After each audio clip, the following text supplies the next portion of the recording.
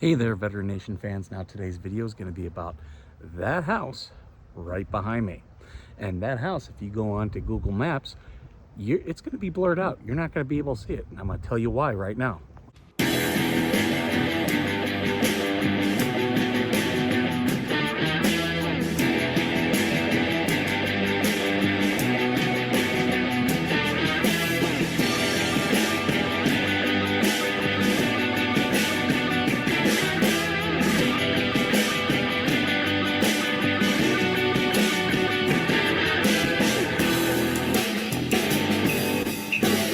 So in 2016, that home and its resident was in the middle of a political firestorm.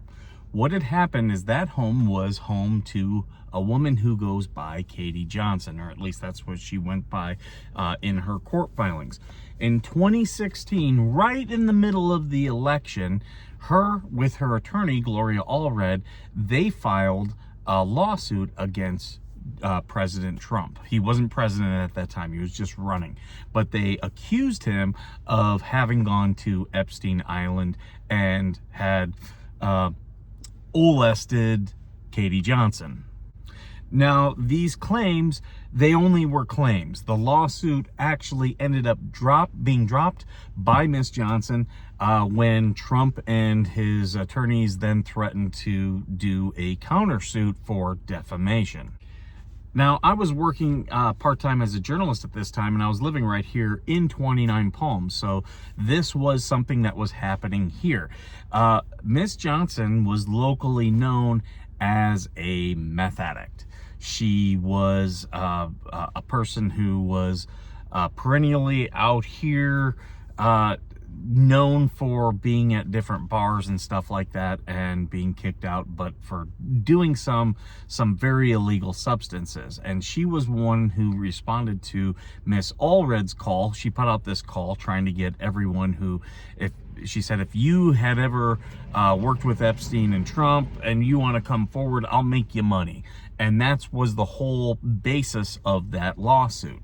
So that they file the lawsuit, they start going through the motions. Then it was probably about September, so a couple months before the actual election, the whole lawsuit was withdrawn. She never made any type of money.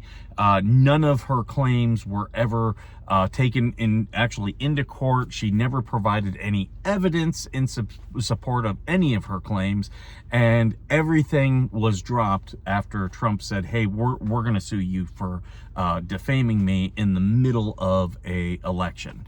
And that was it for her lawsuit. Now, to my knowledge, she does not live at that home anymore. She did leave. From my understanding, she did stay in the area for a while. I don't know where she's at now. I haven't heard anything. People were keeping tabs on her for a bit, but she's no longer, I think, in this area or is in one of the adjoining desert cities. But the thing about this is there are still people online today who, you know, as we've had the Epstein documents and everything released, there are still people today who will use her lawsuit as a way to try to blame Trump for everything with Epstein. But at no point was any of the things claimed ever seen their day in court, ever any evidence provided. They were just allegations that were then quietly dropped after you know, there was threat of a defamation and anti-SLAPP suit. So that was the end of it. But, you know, this little town of Twentynine Palms, it is, you know, a very small town. We do have a Marine Corps base here, but there's a lot of history here, and there's a lot of things that have come out of here that end up having national significance, and this is just one. But if you were to go look for that home on Google Maps, it'll be completely blurred out. You won't see anything about it anywhere. And it's all because of the dubious history of Katie Johnson and her allegations, her unproven allegations against President Trump. So there you go. I hope you guys learned something about this little town and about at least one of its notorious citizens, unlike myself. So thank you for being here and watching this with me. And as always, thank you for being worth serving.